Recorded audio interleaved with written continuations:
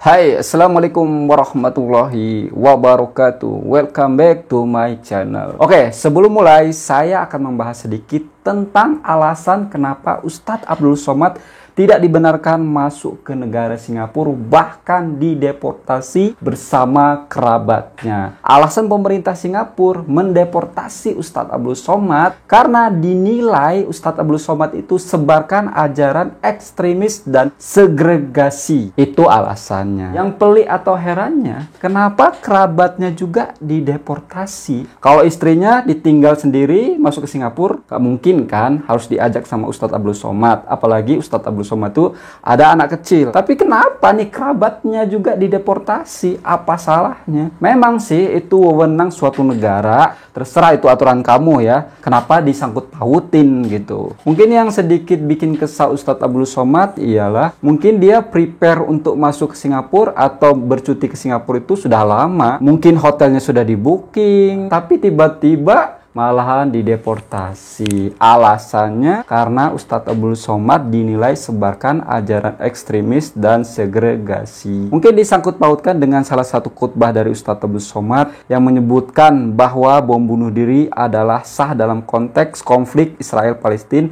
dan dianggap sebagai operasi syahid. Memang salah ya kalau misalkan kita membela saudara sendiri, seagama, seiman, apalagi saudara kita itu dizolimi. Ini dalam konteks Palestina ya. Oh iya, saya lupa kalau Singapura itu kan membernya Laknatullah. Ya wajar aja kalau dia membela backingannya.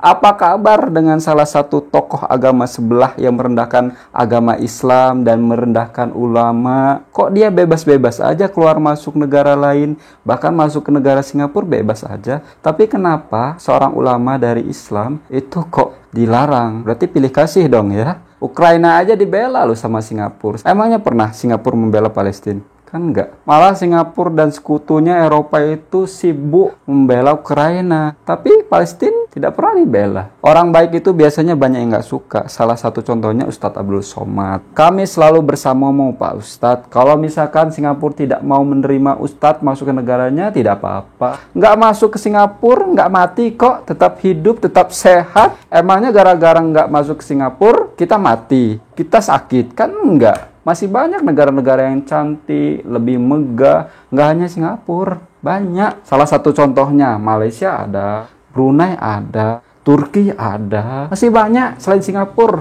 Sudah, jangan pernah menginjakin lagi ke Singapura. Oke, next di sini ada saudara dari Malaysia kirim video melalui WhatsApp saya, tapi tidak ada keterangan ataupun judul atau tajuknya. Saya akan lihat. First time jumpa tandas macam ini. Kenapa tandasnya? Ya Allah, rumahnya mau rubuh loh.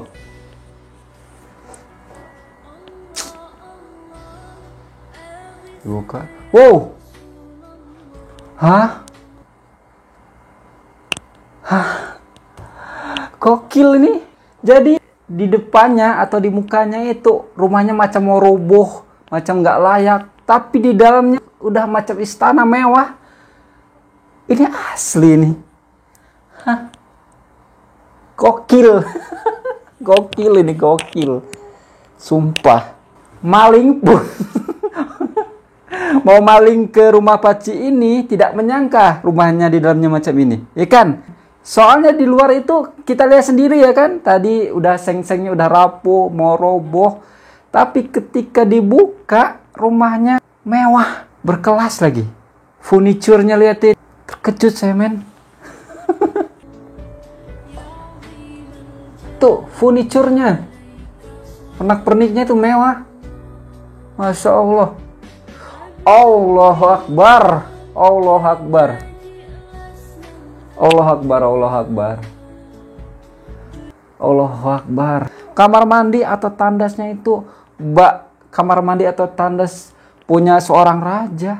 Kemas-emasan. Ini asli nih. Nggak habis pikir nih.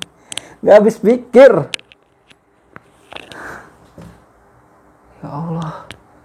Tak menyangka loh. Di dalamnya seperti ini. Semewah ini.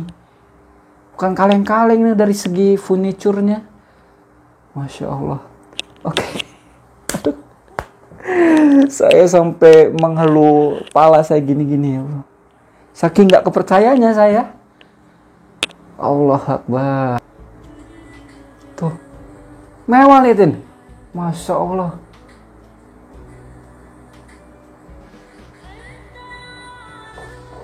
Tuh, otomatis airnya.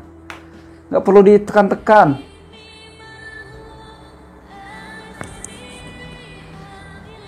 Allah Akbar. Ada itu AC. Tuh pintunya aja, ya Allah. Pintunya dari seng. Terus awal-awal tadi rumahnya macam mau rubuh, nggak layak. Tapi di dalamnya mewah banget. Tandasnya, tandas punya seorang sultan. Terus tadi untuk cuci tangan atau basuh tangan itu otomatis. Ini orang kaya yang tidak ingin menunjuk nih seperti ini. Betul tidak? Maling pun kalau misalkan mau maling ke rumah Paci ini berpikir, rumah Paci buruk macam ini, nggak mungkin lah ada harta di dalamnya, ya kan? Sedangkan di luarnya aja macam ini, apalagi di dalamnya. Orang mesti berpikir seperti itu ya. Tapi ketika pintunya dibuka, Allah, langsung terkejut saya. Kaget langsung. Mewah betul. Jarang loh orang seperti ini kawan-kawan ya. Di luarnya dia buruk, tapi di dalamnya mewah. Jarang. Ini membuktikan kalau seorang Paci ini tidak ingin menunjuk kemewahan. Walaupun sebenarnya di dalamnya mewah. Salut Paci ini. Biasanya orang-orang zaman sekarang nih, luar megah. Apalagi di dalam. Nah ini kontras sekali, kontras. Jadi di luarnya jelek, buruk, mau rubuh, tapi di dalamnya super mewah.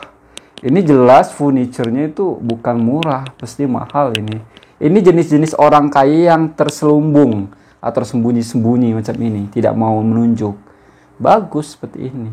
Ini juga untuk mengelabui para penjenayah atau orang jahat atau pencuri. Allah. Saya sangka di dalamnya itu lebih teruk daripada di luar. Tapi ini berbanding kebalik. Pasti semua orang merasakan apa yang saya rasakan. Terkejut. Pertama kali lihat rumah Paci ini bagian dalamnya. Pasti. Biasanya orang kan menunjuk kemewahan itu dari luar sampai dalam. Akan tetapi ini tidak. Salut si Paci ini. Biarlah di dalam yang mewah, tapi di luar terlihat biasa-biasa saja. Itu bagus. Hingga saat ini saya masih tercengang, masih speechless pertama kali lihat dalam rumah Paci ini. Gak nyangka aja, kok ada seperti ini. Kok ada rumah seperti ini lebih tepatnya ya. Oke teman-teman semuanya ya, mungkin cukup sekian dari saya. Jaga selalu pramil Indonesia dan Malaysia. Kita satu rumput, satu hati, satu Nusantara, satu Islam tentunya. Saya Iris, Assalamualaikum warahmatullahi wabarakatuh.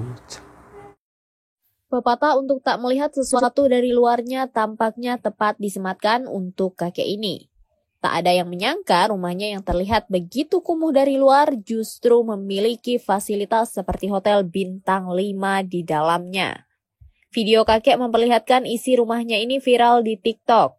Rumah tersebut diketahui milik seorang kakek di Malaysia. Dari luar rumah tersebut tampak kumuh hingga menimbulkan iba bagi siapapun yang melihat. Penampakan rumah kakek itu mendadak jadi sorotan di TikTok setelah diunggah oleh akun Salahuddin Mazelan.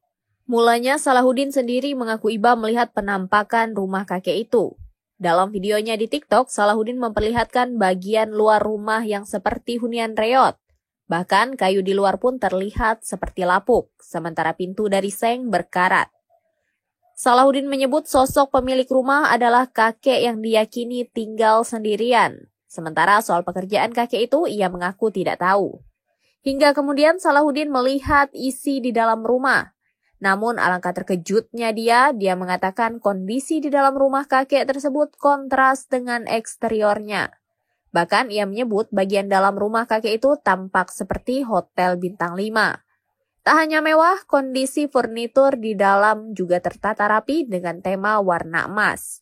Kondisi kamar mandi juga mencuri perhatian, di mana di sana ada bathtub dan wastafel berteknologi sensor. Di kolom komentar, rata-rata warganet pun ikut geleng-geleng kepala melihat kondisi rumah sang kakek yang terbilang sangat unik. Video ini pun memberi pelajaran warganet untuk tidak menilai sesuatu hanya dari luar. Sementara soal sosok kakek pemilik rumah unik itu, sejumlah warganet jadi penasaran.